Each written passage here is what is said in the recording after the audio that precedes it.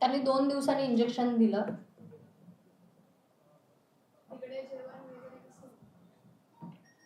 आमचं जेवण उंदीर खात होता. उंदर होती आतमध्ये. सकाळी उठणं, स्वतःचा नाश्ता बनवणं. हे माझ्या हाताला हे जे लागलंय हे दिसतंय, हे जेवण बनवून झालंय. हे मधलं बोट ज्यावेळेस गोणीचा टास्क होता, हे डिसलोकेट, थोडंसं हात डिसलोकेट आहे.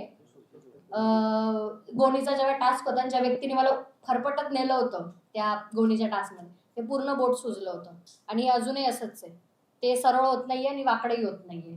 आणि नाश्ता बनवायचा 17 जणांचा, जो की आयुष्यात आम्ही कधी बनवला नव्हता. मी तिथं जाऊन शिकले.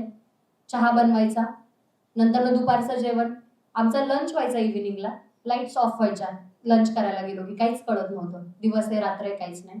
उंदीर होते, पीठ अर्धा उंदरं खायचे ना आम्ही अर्ध खायचो, असं होतं. वरतून माकडं पण यायची, फाडून हे करायचे. आणि असंच चालूच होतं, चाललंच होतं. काय चाललं होतं काय माहिती. चालू होतं काय ते केलं होतं ऍक्च्युली. त्याला त्यांनी एक्सरे वगैरे काढले होते. त्यांनी मला फक्त बर्फ लावायला सांगितलं होता, पण ते हे दिसतंय बाजूला आलंय. आता बर्फावरती तर ते नसतंच झालं, ते बाजूला. आणि हे जे दिसतंय तर हे चटके बिटके लागलेले आहेत पूर्ण हातांना, मांडी, गुडघे सगळे काळे निळे झालेले आहेत. आता ज्या माणसाची तब्येत आहे त्याच्यासोबत मला आणि मला खेचच घेऊन चाललाय. तरी सुद्धा मी ती गोणी त्याच्याकडून आणली. आम्ही जेव्हा सेवकचा टॅग होता माझ्याकडे, 4 दिवस मी प्रचंड भांडी, स्वयंपाक, लंच, डिनर, 60-60, 50-50 चपात्या एक वेळेसच्या मी केल्या. ते दाखवलेलं नाहीये, तो विषय वेगळा. ते कुठंच दाखवलेलं नाहीये. आणि मग एकाच व्यक्तीची प्रशंसा करायची की त्याने सगळं घर स्वच्छ ठेवलंय, म्हणजे बाकीचे तिथे फक्त नाचतच होतो आम्ही कपडे बिपडे घालून. आम्ही काहीच केलं नाहीये. जसं अर्धे लोक जे आता बाहेर आहेत, सगळ्यात जास्त काम त्यांनी केलंय. म्हणजे काही लोक आहेत, आता रिसेंटली एक मुलगा बाहेर आलाय, त्याने तर तो तर किचनमध्येच असायचा. लंचला पण तोच, ब्रेकफास्टला पण तोच, डिनरला पण तोच, पण त्याचं काहीच दाखवलं नाही. आम्हीही कामं केली, ते हाताला भाजेपर्यंत, डाग वगैरे येईपर्यंत, पण तेही दाखवलं नाही. पूर्ण क्लिप कट करत गेले. एकाच व्यक्तीची प्रशंसा केलीये असं मला वाटतंय. आणि मग असं असतं की ना, की बायस्ड दिसतं, बायस्ड तसं दिसतं. मग आहेच तर मग आम्हाला कशाला बोला, आधीच सांगा आम्हाला, आम्ही याला विनर करणार आहे, तुम्ही फक्त कटपुतली म्हणून आजूबाजूला वावरायचे. आम्ही तसं केलं असतं. काय काय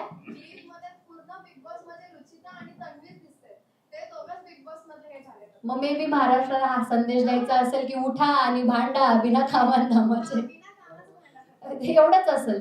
आणि बाकीचे जे लोक होते, जे जसं राकेश बापट असतील, वैचारिक माणूस आहे, शांत असतो पण शांतीत क्रांती असते, ते दाखवता नाही आलं.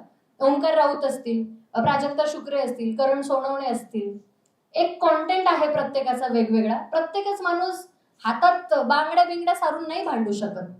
एक वेळेस तुम्ही भांडू शकता, दुसऱ्याही वेळेस भांडू शकता, पण तिसऱ्या वेळेस असं असतं की बस, सकाळी जो टेप रेकॉर्डर सुरू होतो, जो संध्याकाळी झोपेपर्यंत चालू असतो, बस किती बोलणार, कानातून रक्त यायला लागले आता पाठ. सर ऍक्च्युली मला हा मुद्दा ऍक्च्युली सांगायचा आहे. माझ्या आणि डॉक्टरांमध्ये काय बोलणं झालं हे तिसऱ्या व्यक्तीला कसं कळलं. मला त्यांनी झोपायला सांगितलं होतं की नाही, ऍक्च्युली मीच डॉक्टरला 4 वेळा म्हटली की मला आराम करायचा, मला उभं नाही राहत आहे, माझी बॅक पेन होती आणि मला पोटात दुखतंय, तर मला तुम्ही परमिशन द्या की मी लेटू याच्यावरती, बेडवरती, तुम्ही मला द्या. तर त्यांनी मला सांगितलं ठीक आहे, तुम्ही फक्त झोपा, पण झोपताना डोळे जेव्हा झोपताना तेव्हा बिग बॉसला एकदा विचारा. तर मी त्यांना म्हटलं ठीक आहे. हे माझे शब्द आहेत, त्यांना काढायला लावा वाटलं तर, की मला जोपर्यंत स्ट्रेच होईल मी माझी बॉडी स्ट्रेच करल, मला जेव्हा नाही होणार त्यावेळेस मी बेडवरती पडेल.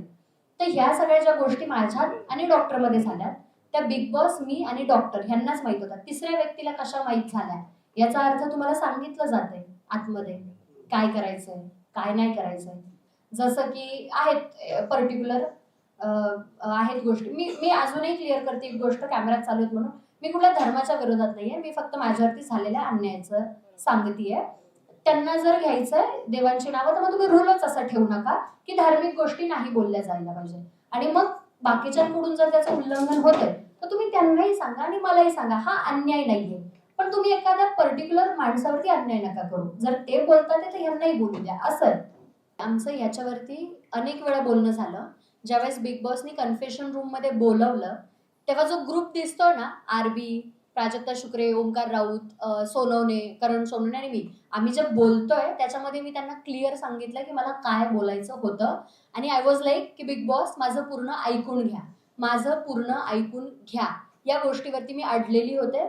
ज्यावेळेस कन्फेशन रूम मध्ये मी गेले, ऑब्व्हियसली मला या गोष्टीचा अभिमानच असणार आहे, कारण माझी बोलीभाषा तशी आहे, कारण मी ती उपमा त्या गोष्टीला दिली आहे आणि मी लेखक म्हणून स्वतःवरती अभिमानच बाळगणार आहे. मला या गोष्टींचा अभिमानच आहे. हे तुमच्यावर आहे. सी, तुम्ही काय लावताय पेपरमध्ये सुद्धा किंवा न्यूजला सुद्धा हे तुमच्यावर आहे, हे माझ्यावर नाहीये. मी काय बोलले ह्याची जबाबदारी मी घेते. तुम्ही काय समजलं ह्याची जबाबदारी माझी नाही. तुम्ही माझ्याकडे जोपर्यंत येत नाही आणि हे विचारत नाही की तुझा हाच अर्थ होता का, आणि मग तुम्ही समाजाला जाऊन सांगता की नाही नाही तिचा तर तोच अर्थ होता, मी तिला विचारले जाऊ, मग तुम्ही क्लिअर असता. पण तुम्ही माझी बाजू न ऐकता, न माझी बाजू समाजाला दाखवता, ज्यावेळेस तुम्ही मला तो टॅग देताय, so it's on you not on me. हे तुमच्यावर आहे, हे माझ्यावर नाही. आणि मी चुकलेली नाहीये. मी एक वैचारिक मुलगी आहे, एक लेखक म्हणून मला उपमा देता येतात आणि मी देते.